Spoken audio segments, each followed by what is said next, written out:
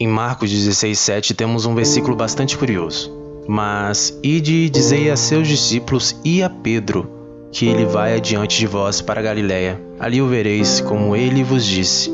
Mas por que Jesus reforçou e a Pedro, e não a outro discípulo? Ou mesmo não mencionar algum, já que tinha dito, dizei aos seus discípulos. Embora seja curioso, podemos entender olhando alguns dias atrás quando Pedro disse, eu jamais o abandonaria. Porém, Cristo afirma que naquela mesma noite Pedro negaria 3 vezes, e Pedro negou. Pedro, agora triste e com vergonha, se sentindo a pior pessoa do mundo por ter negado o Salvador, possivelmente já não se considerava um discípulo, mas sim um traidor. O erro de Pedro fez com que ele não mais se considerasse digno, importante e que Jesus já não mais se agradará de o ter entre os seus amigos próximos. Porém, Jesus diz, e a Pedro. Jesus quis reforçar que Pedro ainda fazia parte, que ainda era um discípulo. Talvez se Cristo dissesse somente aos seus discípulos, Pedro acharia que não foi com ele também. Quantas vezes nos sentimos como Pedro? Quantas vezes pecamos e nos martirizamos achando que Cristo nos deixou?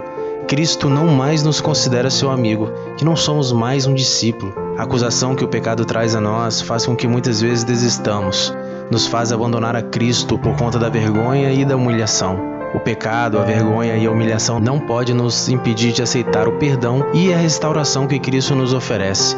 Assim como Pedro, Cristo olha para nós e diz, dizei a João, ou dizei ao Job, que é para que ele me encontre na Galiléia. Engraçado que na Galiléia, na praia, Pedro já havia sido restaurado.